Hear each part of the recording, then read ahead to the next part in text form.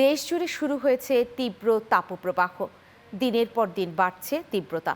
ইতিমধ্যে সর্বোচ্চ তাপমাত্রা ছাড়িয়েছে 40 ডিগ্রি। আবহাওয়া অধিদপ্তর বলছে তাপদাহ আরও কয়েকদিন চলার পর পরিস্থিতি কিছুটা উন্নতি হতে পারে। এদিকে অতিরিক্ত গরমে বাড়ছে নানা রোগের ঝুঁকি। বিস্তারিত দেখুন আল নোমানের প্রতিবেদনে।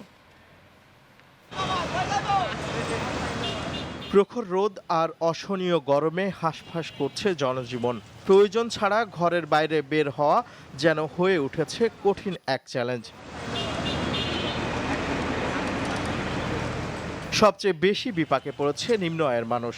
তীব্র রোদে কাজ করতে গিয়ে অসুস্থ হয়ে পড়ছেন অনেকেই। চালাইতে তো অনেক অস্থির লাগতেছে মামা, গরম তো প্রচুর আছে, কিন্তু কি করা যায়, পেটে ডায় চালাইতে তো হইব।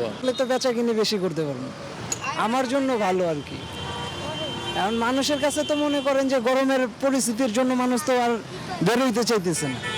ওই যারা চলাফেরা করতেছে ওই মনে করেন যে এই জায়গা থেকে ওই জায়গায় যাইবো, ওই রিক্সা দিয়ে চলাফেরা করতেছে। গরম লাগছে অনেক আগে, 1 মাস আগে। তারপরে যে জ্বর, তারপর ঠান্ডা লাগছে। তারপর আমরা হসপিটাল গেছি, হসপিটালতে আবার এক হসপিটালতে শ্যামলি গেছি, শ্যামলিতে আবার এই জায়গায় আমাকে পাঠাইছি। আবহাওয়া অধিদপ্তর জানায় এই তাপপ্রবাহ আরও কয়েকদিন অব্যাহত থাকতে পারে। তবে 26 তারিখের পর থেকে বৃষ্টি হওয়ার সম্ভাবনা রয়েছে, যা কিছুটা স্বস্তি ফেরাবে। খুলনা বিভাগ এবং ঢাকার কয়েকটা জেলা, চট্টগ্রামের কয়েকটা জেলার উপর দিয়ে মৃদু থেকে মাঝারি তাপপ্রবাহ চলছে। তবে রাজশাহীতে শুধু তীব্র তাপপ্রবাহ চলছে। সেটা আজকে 23 তারিখ, 24 তারিখ, 25 তারিখ পর্যন্ত মোটামুটিভাবে অব্যাহত থাকতে পারে।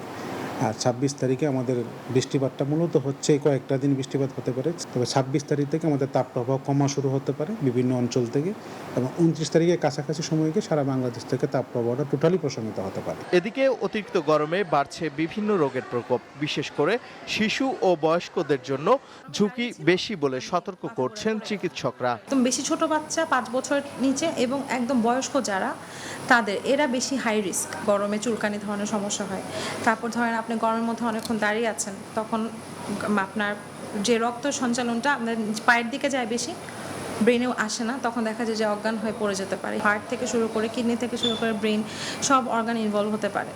তো সেক্ষেত্রে আমাদের মূল উদ্দেশ্য হচ্ছে পেশেন্টের টেম্পারেচার কমিয়ে আনা। সারা শরীরে পানি দিতে হবে, ঠান্ডা স্যালাইনও পেশেন্টকে দেই, ঠান্ডা পানি দিয়ে শরীর মুছতে বলি। তীব্র এই গরমে সাধারণ মানুষ যেমন কষ্টে আছেন, তেমনি বাড়ছে স্বাস্থ্য ঝুঁকিও। তাই বিশেষজ্ঞরা বলছেন সচেতনতা আর সতর্কতায় পারে এই পরিস্থিতি মোকাবেলা করতে।